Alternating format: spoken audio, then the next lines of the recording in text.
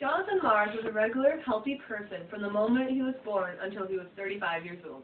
He recently felt that he could not concentrate as well as he used to. His memory was disintegrating, and he was twitching constantly. John decided to go to the doctor to see if something was wrong. Little did he know that his life was about to be destroyed by a genetic disorder known as the Huntington's disease. The doctor asked John to list his symptoms. John replied that he was feeling very depressed lately and that he had anxiety all the time. He was being very OCD, experienced alterations in mood, and was less efficient in all of his daily activities.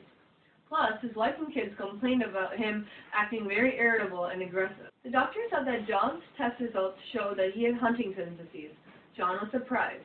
The doctor explained that Huntington's disease is a frame shift mutation, and it is an autosomal dominant disorder because only one copy of the defective gene inherited from the one parent is necessary to produce the disease. It is hereditary. The gene, HTT, or commonly known as Huntington, is found on chromosome 4. The protein is also called Huntington, and it is made up of excessive glutamine through excess CAG repetition.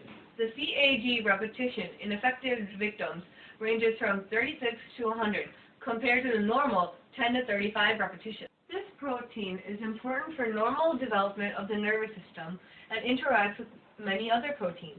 Its normal function isn't known yet to scientists, but it's only called Huntington's because scientists have identified its defective form as a cause of the disease.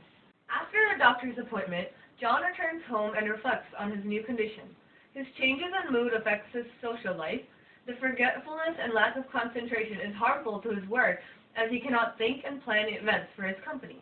His respiratory system and swallowing muscles start slowing down, and that affects him because he is at risk of respiratory infection and choking, and that is the most common cause of death. As weeks pass by, John progressively becomes weaker. John decides to go to the doctor again for more information and possibly treatment. At the clinic, the doctor tells John that he is not the only person asking if there's a cure. In fact, as of now, there are 30,000 Americans suffering from Huntington's and 150,000 at risk for it. Unfortunately, there is no cure for Huntington's. However, there are measures being taken to find one. Scientists use linkage analysis to see if a certain trait is linked with the disease to further isolate the problem and find a cure. Many biologists have also looked into nerve cell transportation, basic neurobiology, imaging, clinical research, and animal models to help study the disease and find a cure. Although there is no cure for Huntington's as of now, there are many treatments available that can target certain symptoms and try to fix them. Physical therapy is also used to maintain strength and regain balance. Also, the use of mobility aids such as walkers and wheelchairs are there to help the patient. The chorea is attempted to be suppressed by drugs that deplete dopamine, an important brain chemical regulating movement. Occupational therapy is also used to bring back the lost abilities in the daily activities.